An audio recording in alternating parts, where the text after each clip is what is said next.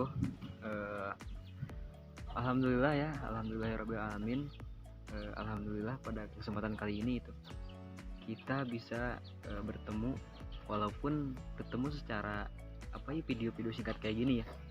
Tapi kan maknanya gitu, tujuan dari saya membuat video seperti ini yaitu untuk menyebarkan lah intinya ilmu-ilmu, sedikit ilmu lah.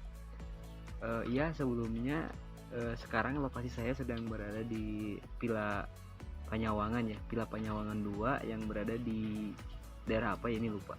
Pokoknya pas malam nih ya, tadi pas malam itu di daerah apa sih, pas lihat ke bawah itu, nah pas lihat ke sana itu penuh lah dengan penuh dengan cahaya.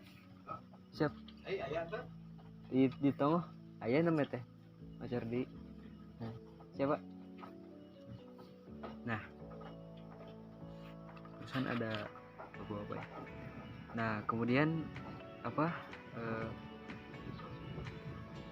dan tidak lupa ya, salawat beserta salam mari kita limpah curahkan begitu pada baginda alam, yakni Habibana wa Nabiyana Kayyum Muhammad. Yang tidak perlu pakai itu.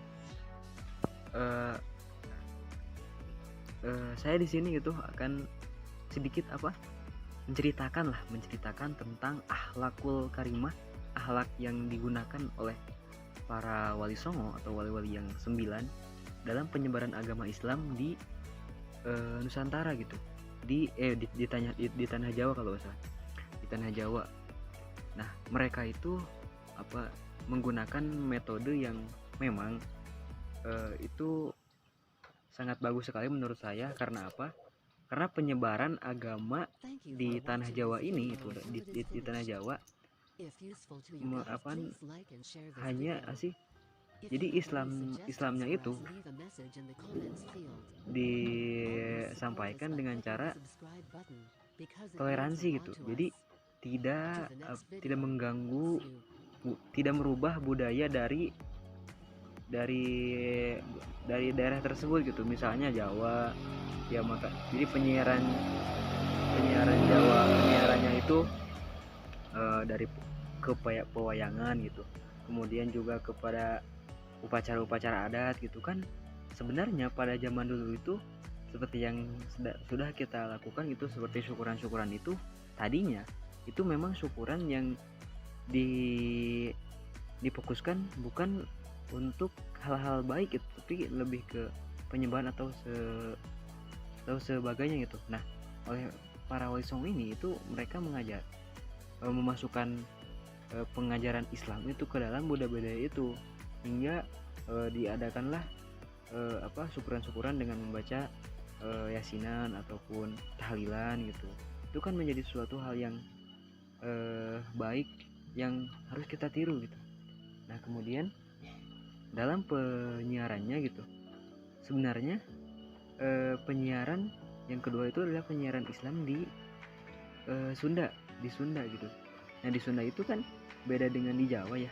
Di Sunda itu penyiaran agama Islamnya hanya dengan satu wali saja, yaitu Sunan Gunung Jati ya, kalau nggak salah Sunan Gunung Jati atau Syarif Hidayatullah. Dia menyiarkan Islam di Sunda hanya satu orang. Karena apa? Karena di Sunda itu rasa ibadah, mempercayai keimanan ibadahnya itu sama dengan ajaran Islam, mengimani hal yang tidak terlihat atau yang disebut dengan bukan ini sih, lebih ke kan mereka itu Siliwangi ya, dia mempercayai hal yang tidak ada. Nah, sama juga gitu mempercayai Gusti Allah Subhanahu wa taala dalam agama Islam gitu. Suatu yang memang tidak terlihat, dalam artian tidak terlihat. Maka dari itu penyiaran agama Islam di Sunda itu lebih mudah daripada di Jawa, karena memang sudah satu frekuensi lah mungkin intinya gitu. Nah, dan juga nilai-nilai yang diajarkan gitu dalam Ahlus Sunnah wal Jamaah atau penyiaran agama yang sedang kita peluk sekarang itu moderat atau toleran itu, toleransi, kemudian tidak berlebih-lebihan, dan juga mengajak kan ya, tidak ada yang namanya bikin konflik atau apapun itu yang dan juga ya intinya para wali ini dalam akhlak mereka dalam menyiarkan agama Islam di tanah Jawa ini dengan cara tidak menghilangkan budayanya begitu, intinya begitu, dengan membaur lah dengan apa yang disukai oleh masyarakat. Itu kan mencerminkan sekali sifat-sifat yang sifat yang bukan yang dilakukan oleh hanya Nabi Muhammad SAW gitu.